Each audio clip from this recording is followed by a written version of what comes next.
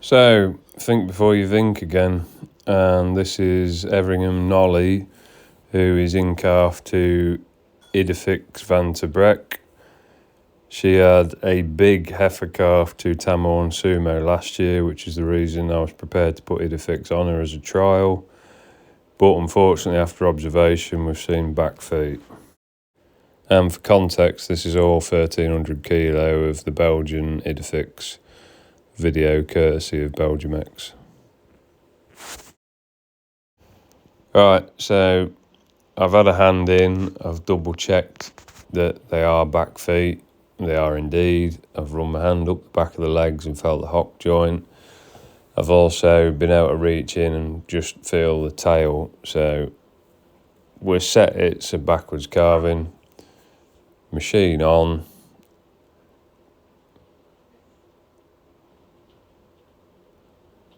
Just make sure the bands are set. Obviously, because it's backwards, the legs haven't come up as far, so you've not got a lot of spare rope to play with.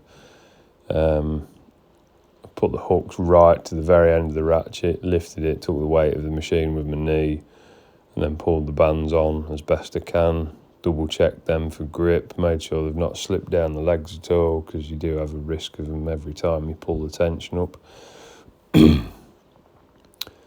Set off and take a bit of tension. She's standing nicely, so I've released the gate.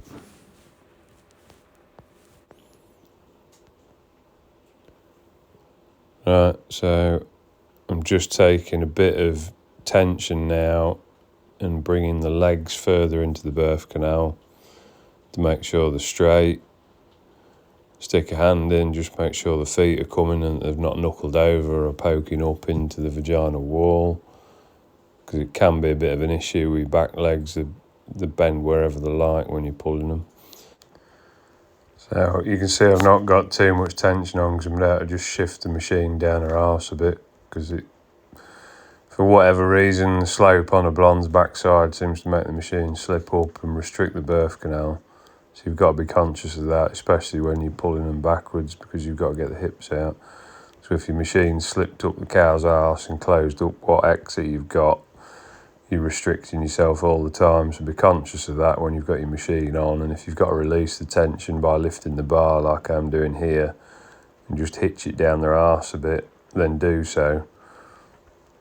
Don't get to a point where you've got the chest halfway out and your machine's nipping the vaginal exit. So now I've got the feet out, I've just run my hand up the back of the hocks again, and there's enough room in here such that I've been able to reach in far enough and check between the calf's back legs to see whether it's a bull or a heifer. I've not felt a set of knackers, so I've a bit more confidence that it's going to come out backwards. Heifers are typically smaller and never normally quite as wide.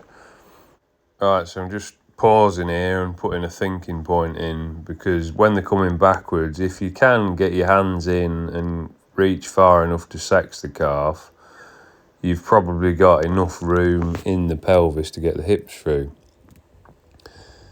If you get the hips elevated and get a dead stop, you have got the potential for the rib cage to jam on the pelvic brim. Sometimes your calf will just hang directly downwards and they become an absolute dead stop, and there's nothing you can do with them. So back out, give up. Likewise, if you're not confident it's going to come out, don't take the risk. If you've got a live calf there, do not pull it anymore if you're not confident. There's no shame in ringing your vet, and there's no shame in putting a section in to get a live calf out. There is shame in jacking a live calf and killing it on the way out. But these points for whether you're getting a dead pull or not apply to a calf coming forwards or backwards. Your calving machine is only a calving aid. It is not a guaranteed way of getting a calf out the back of a cow. And don't forget that, use it with caution. In the wrong hands, it's a weapon of cow and calf destruction. Right, on that cheery note, we'll return you back to the footage. Hopefully it's set a seed in your mind. So I'm now elevating the machine to try and get as straight a pull as I can with the back feet. really I wouldn't be too worried if I was running them a bit uphill as well, to try and keep a line with the cow's spine and keep the hips rolled back so they come over the pelvic brim and through the birth canal in as linear a transit as I can. I'm also wanting her to help me and push and lift the calf a bit, so I've just kept the pressure on the machine and used the bar to try and rotate the calf's hips over the pelvic brim as she's pushing. So you see as she's arched her back, I'm bringing the bar of the machine down a bit to try and help roll the calf over the pelvic brim and through into the birth canal properly. So as it stands at the minute, we're still not beyond the point of no return. So I'm putting my hand in again and double, triple, quadruple checking that arse is going to come through that pelvis. Because at this point, there's still more than enough time to ring for a section. I'm happy that there's enough room, so I'm just applying a bit more pressure now and trying to help her as she's pushing. And as you can see, I'm still not racing yet. I just want to make sure I've got this calf's back end through this pelvis safely. So what I'm going to do now is shut up and put the audio back up on the footage so you can listen to me working the ratchet and taking it steady.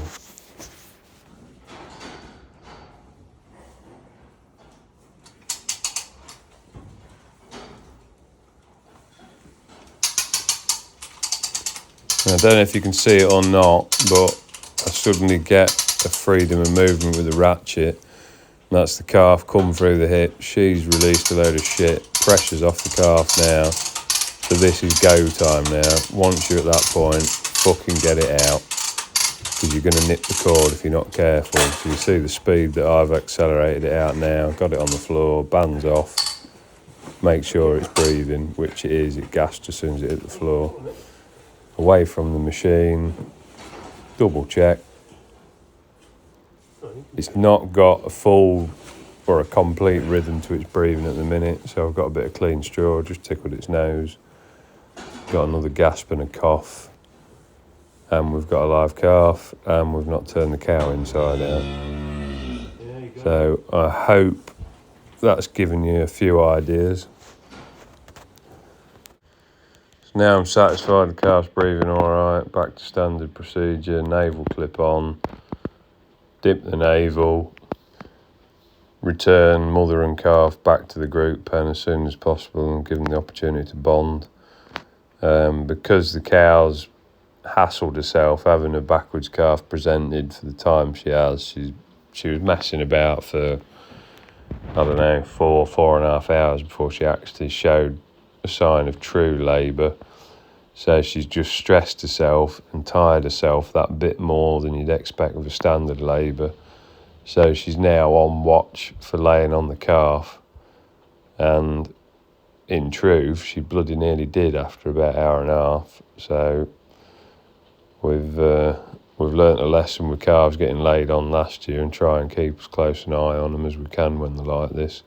It's just these additional stressors or changes in what their typical rhythm of parturition would be that somehow seems to trigger these incidences of whether it's oxytocin or what, but it causes the cow to just go that bit dopey and lay on the calf. So where we've got a win getting a calf out like this, you've then got them first few hours to ensure that it does stay alive. And yeah, think of that yourself. If you've had a bit of a traumatic calving, just watch them that bit more. Go and walk past the pen twice as often. Walk in. Make sure your calf isn't trapped or laid on. So that's it. I'm happy with the calf. Pick it up. It's not been the heaviest one I've had this year, that is a fact. Back to the pen and let the cow go. So thank you for watching. I hope it's an education. Don't forget to like and subscribe, follow on the social media. If you want to give us a bit of support, buy some stuff off the website. Thank you.